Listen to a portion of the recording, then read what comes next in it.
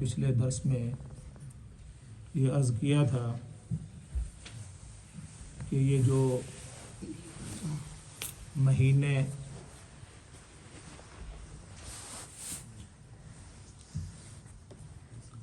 چل رہے ہیں یہ حج کے مہینے، جیسے شوال کا مہینہ ہے، تو عرض کیا تھا کہ اس سے پہلے کوئی آدمی اگر حج کا احرام باندھ لے تو اس کی اجازت نہیں ہے۔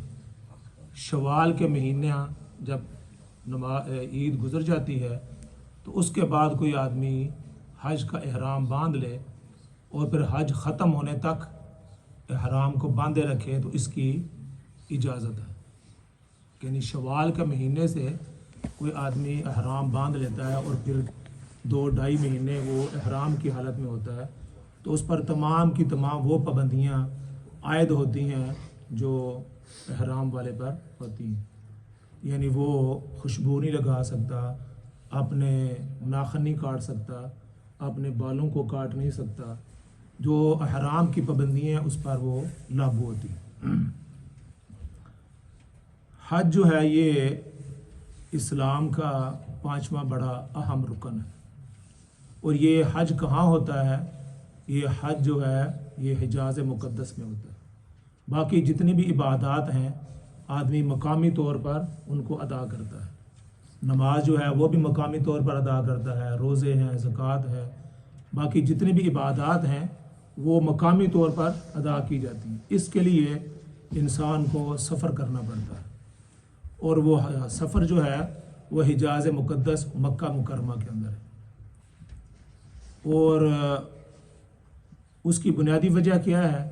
اللہ رب العزت فرماتے ہیں ان اول بیت وضع للناس للذی ببکۃ مبارکا وہدی للعالمین۔ وہ گھر جو ہے جس کا حج ہم نے مقرر کیا ہے وہ سب سے پہلا گھر ہے جو اللہ رب العزت نے للناس لوگوں کے لیے بنایا ہے۔ ہاں جی، وہ کہاں پر ہے؟ وہ مکہ کے اندر۔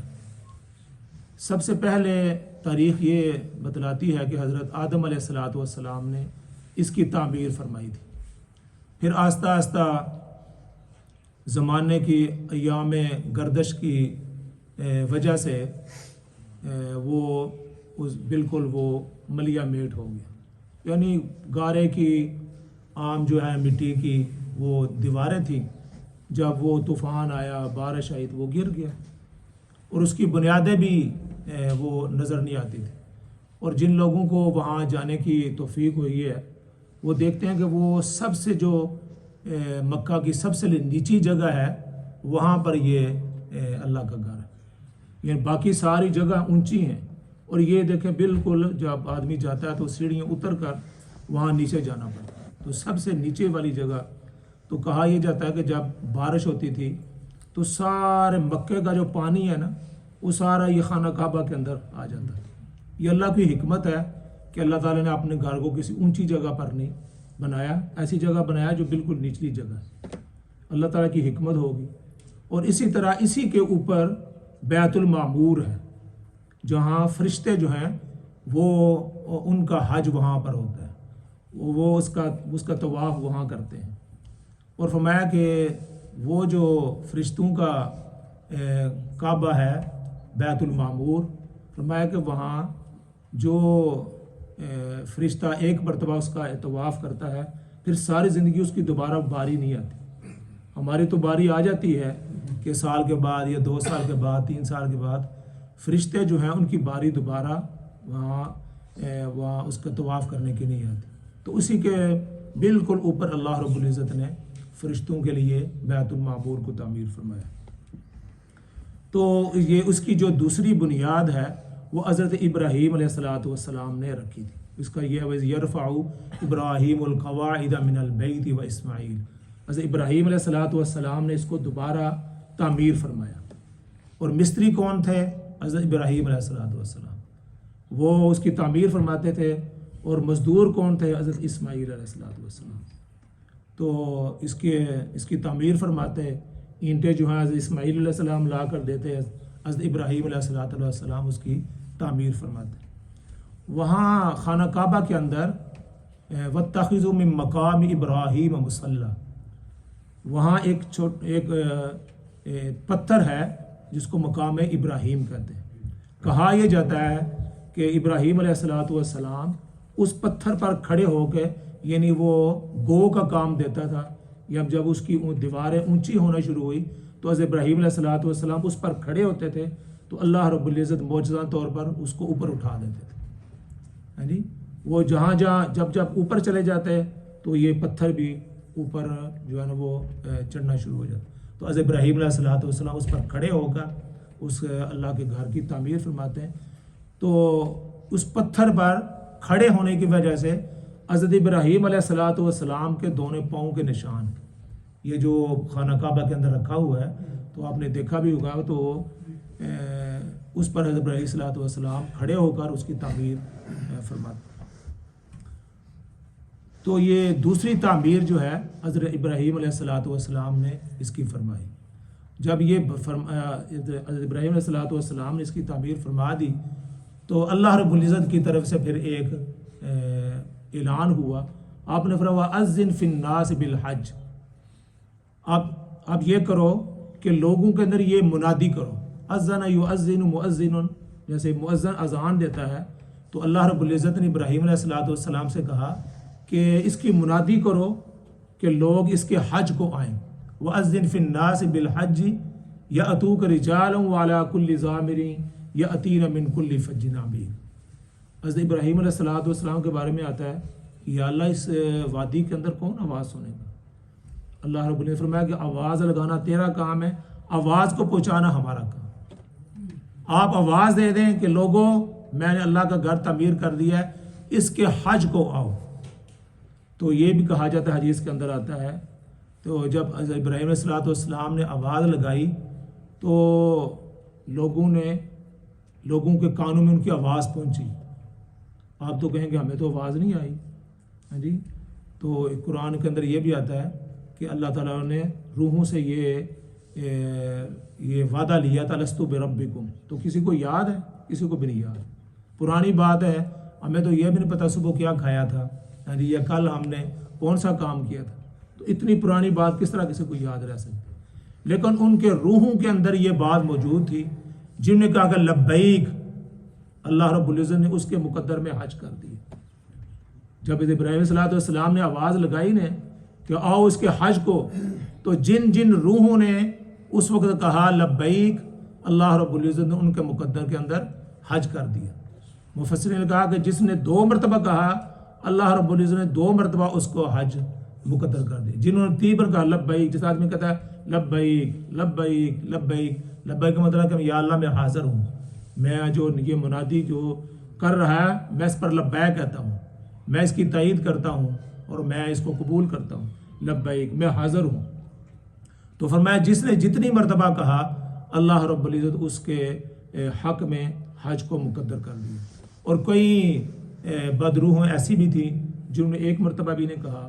جس طرح اذان ہوتی ہے اللہ اکبر اشہد ان لا الہ الا اللہ، محلے کے اندر اذان ہوتی ہے، بڑے بڑے مولوی حضرات نے اسپیکر بھی لگائے ہوتے ہیں پورے محلے کے، بلکہ دوسرے محلے میں آواز جاتی ہے، تو جس نے نماز نہیں پڑھنی ہوتی وہ نہیں آتا. یہ بھی اللہ کی طرف سے منادی ہے نا. جس طرح انہوں نے منادی کی حضرت ابراہیم علیہ الصلوۃ والسلام نے حج کی، تو کسی نے کہا ہم آتے ہیں، ہم لبیک کہتے ہیں. اسی طرح کوئی جب مؤذن اذان دیتا ہے اللہ اکبر، تو جن کے مقدر میں اللہ رب العزت نے مسجد آنا رکھا ہوتا ہے، وہ اذان جب سنتے ہیں تو وہ بے چین ہو جاتے ہیں، کہتے ہیں بھائی نماز کا ٹائم ہوتا ہے. وہ اپنا کام چھوڑ دیتے ہیں، دکان پر ہوتے ہیں دکان کو بند کر دیتے ہیں، کوئی اور کام میں مشغول ہوتے ہیں وہ کام بند کر دیتے ہیں، جلدی وضو کرتے ہیں اور مسجد کی طرف دوڑ آتے ہیں، کہتے ہیں اللہ اکبر. اللہ کی طرف سے ایک منادی والے نے منادی کر دیا کہ اللہ کے گھر کی طرف حی علی الصلاۃ، یعنی نماز کی طرف آؤ، حی علی الفلاح، کامیابی کی طرف آؤ. تو جو پاک روح ہیں جن کے مقدر میں اللہ رب العزت نے مسجد میں آنا اور نماز پڑھنا لکھا ہوتا ہے، وہ جلدی مسجد کے اندر آ جاتے. تو حضرت ابراہیم علیہ الصلوۃ والسلام نے جب یہ منادی کی تو فرمایا کہ آواز لگانا آپ کا کام ہے. جس طرح جماعت والے کہتے ہیں نا کہ بھائی ہمارا کام ہے گشت کرنا، ہمارا کام ہے لوگوں کو کہنا، ہاں جی، لوگوں کو اللہ کی طرف بلانا کسی کو لے کر آنا یہ ہمارے اختیار میں نہیں ہے جی، کسی کو لے کر آنا، کسی کو نمازی بنانا یہ ہمارے اختیار میں نہیں، ہمارا کام ہے بات کو پہنچانا. وما علینا الا البلاغ، کیا کہتے ہیں، ہمارے طرف سے پہنچانا ہے. نبی پاک صلی اللہ علیہ وسلم کو بھی اللہ رب العزت نے فرمایا آپ کے ذمہ کیا ہے، علیک البلاغ، آپ کے ذمہ کیا ہے، علیک البلاغ، آپ کے ذمہ پہنچانا ہے. لست علیہم بمسیطر، آپ جو ان پر دروغہ نہیں ہیں، آپ ان پر دروغہ نہیں ہیں. دروغہ کون سا ہوتا ہے، جس کو سکوٹی والا جس کو کہہ دیں، جس کو دروازے پر کھڑا ہوتا ہے ڈنڈا لے کر یا گن لے کر، اس کا کام ہوتا ہے کہ کسی کو اندر نہیں آنے دینا، اس کو کہتے ہیں دروغہ. وہ کہتا ہے بھائی مجھے مالکوں نے کہا کہ کوئی بندہ اندر نہیں آتا، وہ آنے نہیں دیتا، جو کچھ ہو جائے اس کو گولی بھی چلانی پڑے، ڈنڈا بھی چلانا پڑے، وہ کسی کو آنے نہیں دیتا. بلاغ والا یہ بندہ کہتا ہے بھائی مجھے انہوں نے کہا کہ آپ اعلان کر دیں، آپ کی مرضی، آپ آتے ہیں نہیں آتے ہیں، تو میری طرف سے بلاغ ہے، پہنچانا ہے. تو میں اللہ فرمایا نبی پاک صلی اللہ علیہ وسلم کو بھی کہ آپ ان پر دروغہ نہیں ہیں، لست علیہم بمسیطر، آپ جو ہے آپ کے ذمے پہنچا دینا، بات کو پہنچا دینا ہے، آپ کی اتنی ڈیوٹی. تو جب حضرت ابراہیم علیہ السلام نے یہ منادی کی اور اللہ رب نے فرمایا یأتوک رجالا، جو دیکھیں گے کہ لوگ پیادہ بھی اس گھر کی طرف آئیں گے، وعلی کل ضامر، اور اپنی سواریوں پر بھی آئیں گے، ایسی سواریاں جو سفر کی وجہ سے دبلی اور پتلی ہو چکی ہوں. یعنی جب لوگ سفروں حج کے لیے آتے تھے سواریوں پر بیٹھ کر آتے تھے، گھوڑوں پر آتے تھے، اونٹنیوں پر آتے تھے، اور وہاں کھانے پینے کا کوئی بھی انتظام نہیں ہوتا تھا، ان کے چارے کا بھی نہیں تھا، پانی بھی نہیں ملتا تھا راستے کے اندر. تو اتنی دور من کل فج، فرمایا کہ من کل فج عمیق، اتنی دور گھاٹیوں سے اور وادیوں سے لوگ اس کی طرف جھک کے وہ آئیں گے، اور جب وہ آئیں گے تو ان کی جو سواریاں ہیں وہ بھی دبلی اور پتلی ہو جائیں گی، بغیر کھانے کے، بغیر چارے کے. تو ہمارا کام ہے ان لوگوں کو اس کی طرف متوجہ کرنا. اور آپ نے دیکھا کہ جو جب جن لوگوں کو تک یہ آواز پہنچی ہے وہ کس طرح اس کے لیے تڑپ رہے ہوتے ہیں. انہوں نے اس کو دیکھا نہیں ہوتا، خانہ کعبہ کو دیکھا نہیں ہوتا، لیکن ان کے دل کے اندر تڑپ ہوتی ہے کہ یا اللہ کس طرح ہم جا کر تیرا گھر کو دیکھیں. اور اس کے لیے ایک بزرگوں نے فرمایا کہ اس کے لیے تڑپ ضروری ہے. اگر تڑپ ہوگی تو آپ کتنے بھی غریب ہوں گے اللہ رب العزت تمہارا انتظام کر دے. ایک بزرگ نے لکھا ہے کہ ایک مولانا تشام الحق تھانی وہ سنایا کرتے تھے، ایک چیمٹی کے دل کے اندر یہ خواہش ہوئی کہ یا اللہ میں تیرا گھر دیکھنا چاہتی ہوں. چیمٹی جو اینٹ ہوتی ہے چھوٹی سی، ایک چیمٹی کے دل کے اندر یہ خواہش پیدا ہوئی کہ یا اللہ میں تیرا گھر دیکھنا چاہتی ہوں. خواہش پیدا ہوئی، اللہ رب العزت نے انتظام کیسے کیا، ہزاروں میل دور وہ چمٹی تھی. کیا ہوا، اللہ رب العزت نے جو حرم کے اندر کبوتر رہتے ہیں نا، ایک کبوتر کو وہاں بھیج دیا. یعنی مکہ کے اندر وہ کبوتر ہیں، ان کو جو ہے نا پاکستان بھیج دیا یا انڈیا. وہ کبوتر وہاں چلا گیا، وہ کبوتر وہاں گیا جہاں وہ چمٹی بیٹھی ہوئی تھی. اس نے جا کر وہاں کبوتر نے وہاں اس کوٹھے پر جا کر بیٹھا. یہ جو چمٹی ہے اس نے اس کے پاؤں کے ساتھ اس کے چمٹ گئی. جب چمٹی تو یہ دوبارہ کبوتر اس کو لے کر اور خانہ کعبہ کے اوپر آ کر اس کو اتار دیا.